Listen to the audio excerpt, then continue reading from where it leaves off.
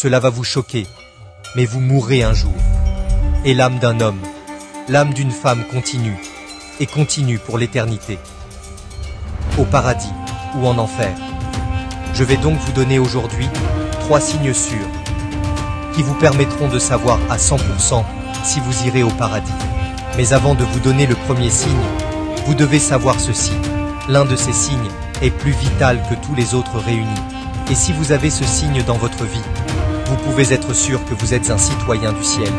Premièrement, vous avez des douleurs de croissance. La Bible dit que les désirs de la chair sont contraires à l'esprit, et les désirs de l'esprit sont contraires à la chair. Ils sont opposés entre eux, afin que vous ne fassiez point ce que vous voudriez. Hey, tu veux savoir si tu vas aller au paradis? Eh bien, vous avez besoin du sceau d'approbation de Dieu. Quel est le sceau d'approbation de Dieu? C'est le Saint-Esprit. La Bible dit que nous sommes scellés par le Saint-Esprit jusqu'au jour de la rédemption.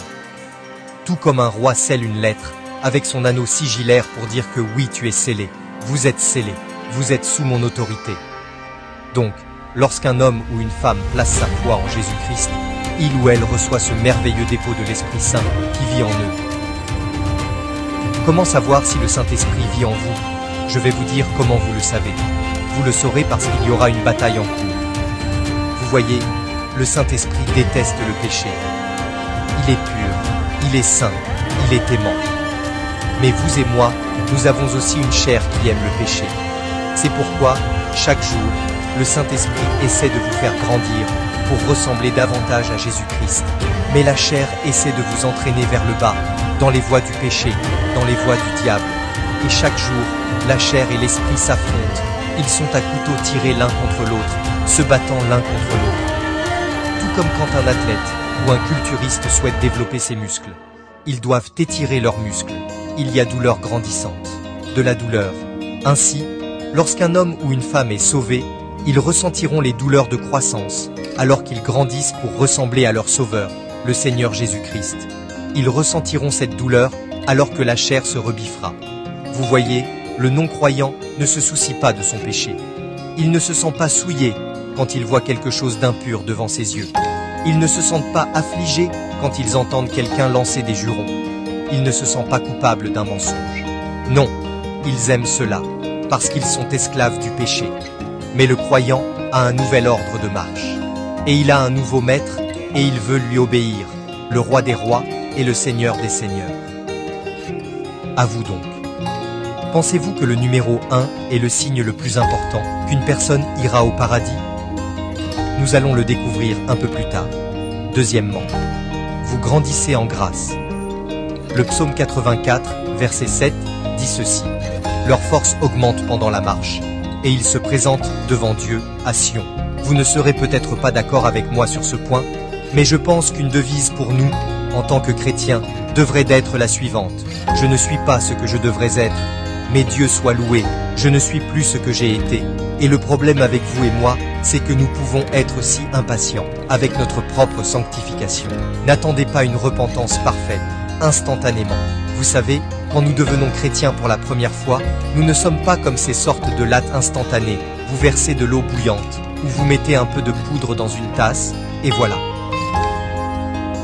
Il s'agit donc d'un long processus, au cours duquel nous devenons de plus en plus semblables à Jésus-Christ. Mais l'essentiel est là. Sommes-nous en train de grandir? Quand j'étais à l'école, j'avais un objectif assez important dans la vie. Je voulais pouvoir smasher un ballon de basket dans le panier. Mais j'avais un gros problème. J'étais l'un des garçons les plus courts de ma classe. Qu'est-ce que j'ai donc décidé de faire? J'ai pris un crayon et un jour, je me suis appuyé contre le mur de ma chambre. Et j'ai marqué une ligne et j'ai mis la date à côté. Ensuite, chaque jour, je me mesurais à cette ligne. Et à votre avis, qu'est-ce qui a commencé à se produire? Finalement, cette ligne est devenue de plus en plus haute, de plus en plus haute. Mais je n'ai jamais réussi à smasher un ballon de basket, même à ce jour. Mais l'important est ceci, ce n'était pas que je puisse smasher, c'était que je grandisse. Et mes chers amis, l'important n'est pas que vous soyez parfaits en ce moment, mais que vous grandissez chaque jour. Soyez donc encouragés. Si vous pouvez regarder en arrière et dire « Voici comment j'étais » avant de connaître Jésus-Christ, et voici comment je suis maintenant. Vous devriez vous réjouir de ce que Dieu accomplit une œuvre de sanctification en vous. et c'est un signe que vous allez au ciel. Alors maintenant, pensez-vous que le numéro 2 est le signe le plus important, qu'une personne peut être sûre qu'elle ira au paradis? Nous allons le savoir dans un instant.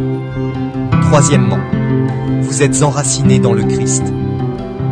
Car Dieu a tant aimé le monde qu'il a donné son Fils unique, afin que quiconque croit en lui ne périsse point, mais qu'il ait la vie éternelle. Vous savez, je pensais l'autre jour, y a-t-il quelqu'un dans l'histoire du monde sur lequel je pourrais vraiment construire ma vie? J'ai donc pensé à Michael Jackson. Littéralement, des centaines de milliers, voire des millions de personnes vénèrent Michael Jackson. Mais vous avez entendu les histoires qui se sont déroulées derrière les rideaux, dans la vie de Michael Jackson. Et on se pose la question, est-ce quelqu'un que je pourrais suivre? Cristiano Ronaldo. Aujourd'hui, des millions de jeunes gens adorent absolument Cristiano Ronaldo.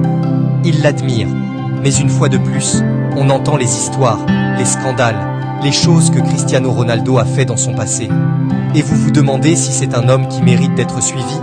Et puis, il y a Oprah Winfrey, une femme que beaucoup adorent écouter, qui est vue comme une femme qui a beaucoup de choses sages à dire.